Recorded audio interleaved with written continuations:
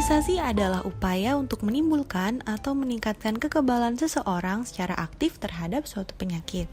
Jadi, apabila suatu saat terpajan dengan penyakit tersebut tidak akan sakit atau hanya sakit ringan.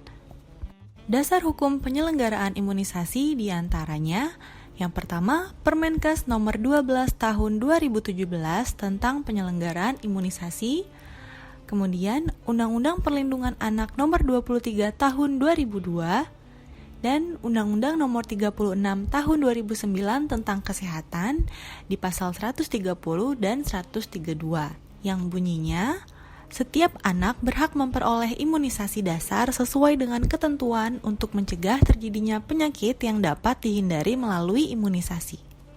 Tujuan umum dari imunisasi adalah menurunkan angka kesakitan, kematian, dan kecacatan akibat penyakit yang dapat dicegah dengan imunisasi atau disingkat PD3I. Penyakit-penyakit PD3I ini diantaranya adalah difteri, pertusis, tetanus, TBC, campak, polio, dan lain-lain. Berdasarkan sifat penyelenggaraannya di Indonesia, imunisasi dibagi menjadi yang pertama yaitu imunisasi wajib atau program dan imunisasi pilihan. Imunisasi wajib adalah imunisasi yang diwajibkan oleh pemerintah untuk seseorang sesuai dengan kebutuhannya dalam rangka melindungi yang bersangkutan dan masyarakat sekitarnya dari penyakit menular tertentu. Imunisasi wajib ini terdiri atas imunisasi rutin, tambahan, dan khusus. Imunisasi rutin terdiri atas imunisasi dasar yaitu untuk bayi usia 0-1 tahun. Sementara imunisasi lanjutan yaitu untuk baduta atau bawah 2 tahun, anak usia sekolah dasar, dan wanita usia subur atau WUS. Imunisasi lanjutan ini merupakan imunisasi ulangan untuk mempertahankan tingkat kekebalan atau untuk memperpanjang masa perlindungan. Kemudian imunisasi tambahan. Imunisasi ini diberikan pada kelompok umur tertentu yang paling beresiko terkena penyakit sesuai kajian epidemiologis pada periode waktu tertentu. Contohnya, crash program, yaitu upaya yang ditujukan untuk wilayah yang membutuhkan intervensi secara cepat untuk mencegah KLB. Kemudian, PIN atau Pekan Imunisasi Nasional yang sudah beberapa kali dilakukan di Indonesia sebagai bentuk komitmen Indonesia dalam mewujudkan dunia bebas polio.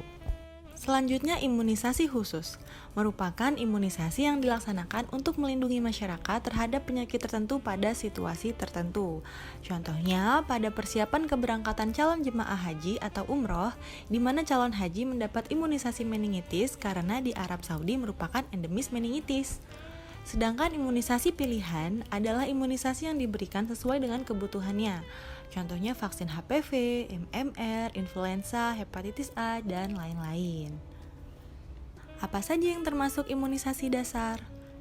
Nah, untuk bayi 0-1 tahun wajib melengkapi 5 macam imunisasi berikut, yaitu BCG untuk mencegah TBC, hepatitis B, DPT HB-HIB, di mana sejak tahun 2013 sudah diberlakukan imunisasi pentavalen ini. Penta artinya 5, karena imunisasi ini mengcover 5 jenis penyakit, yaitu difteri, pertusis, tetanus, hepatitis B, dan meningitis dan pneumonia yang bisa disebabkan oleh Haemophilus influenza tipe B. Kemudian ada polio dan campak. Jadwal pemberian imunisasi dasar dapat dilihat dalam timeline berikut ini. Jadi untuk usia 0-7 hari diberikan hepatitis B0. Kemudian dalam usia 1 bulan diberikan BCG dan polio pertama. Kemudian di usia 2 bulan diberikan DPT HB-HIB pertama dan polio kedua. Di usia 3 bulan diberikan DPT HB-HIB yang kedua dan polio ketiga. Dan di usia 4 bulan diberikan DPT HB-HIB yang ketiga, polio keempat, dan IPV. Kemudian di usia 9 bulan itu campak.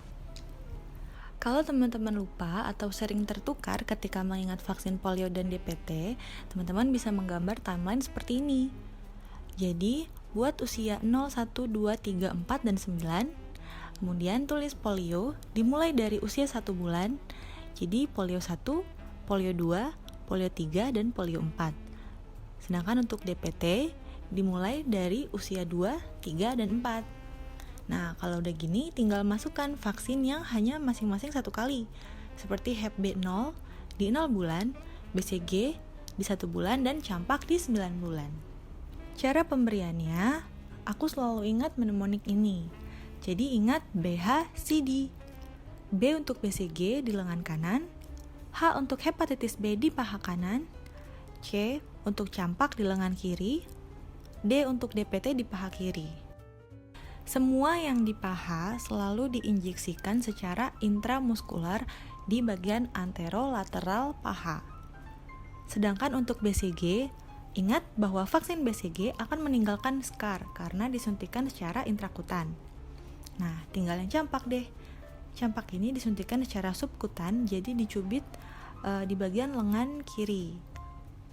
Dosis dari pemberian vaksin untuk hepatitis B, campak, dan DPT semuanya sama, yaitu 0,5 mili. Yang berbeda hanya BCG, yaitu sangat sedikit, hanya sekitar 0,05 mili. Bisa juga dihafalkan dalam bentuk tabel seperti ini. Nah, di sini kita bisa lihat bahwa jumlah pemberian untuk hepatitis B, BCG, dan campak masing-masing hanya 1 kali ya. Sedangkan untuk polio 4 kali dan untuk DPT HB-HIB itu 3 kali. Setelah imunisasi dasar, dilanjutkan dengan imunisasi lanjutan sebagai ulangan atau booster. Nah, di sini diawali dengan usia bawah 2 tahun atau baduta, usia sekolah, dan wanita usia subur atau WUS. Wanita usia subur ini di range usia 15-39 tahun, termasuk ibu hamil dan calon pengantin. Kemudian untuk imunisasi lanjutan bawah 2 tahun hanya ada 2 ya, yaitu usia 18 bulan dan 24 bulan. Untuk usia 18 bulan diberikan imunisasi DPT HB-HIB, dan di usia 24 bulan diberikan imunisasi campak. Untuk imunisasi lanjutan anak usia sekolah diberikan sebanyak 3 kali, yaitu kelas 1, kelas 2, dan kelas 3 SD. Di kelas 1 SD diberikan imunisasi DT dan campak, di kelas 2 diberikan imunisasi TD, dan di kelas 3 juga diberikan imunisasi TD. Nah, imunisasi ini dikenal sebagai bulan imunisasi anak sekolah atau BIAS. Sebelum disuntikan, pastikan vaksin layak pakai dan tidak rusak. Yang pertama, cek keterpaparan terhadap panas. Ini bisa dilihat dari VVM atau Vaksin Vial Monitor yang terdapat pada label vaksin. Yang kedua, lihat masa kadaluarsa. Prinsipnya adalah jika kondisi VVM vaksin sama, maka gunakan vaksin yang lebih pendek masa kadaluarsanya. Jadi, Early Expire First Out atau EEFO. Sedangkan untuk waktu penerimaan vaksin, prinsipnya adalah FIFO, First In, First Out. Untuk pemakaian vaksin sisa, bisa mengacu pada panduan ini ya. Ini adalah contoh simbol VVM dalam kemasan vaksin hepatitis B. Jadi ada kategori A, B, C, dan D. Jika simbol persegi memiliki warna yang sama atau lebih gelap dari lingkaran di luarnya, maka vaksin ini tidak dapat digunakan lagi dan harus dibuang, seperti pada kategori C dan D.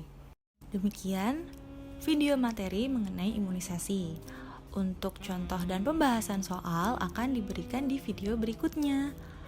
Nah, ditunggu ya saran, masukan, dan komen teman-teman di kolom komentar. Jangan lupa like dan subscribe. Sampai ketemu di video selanjutnya. Dadah!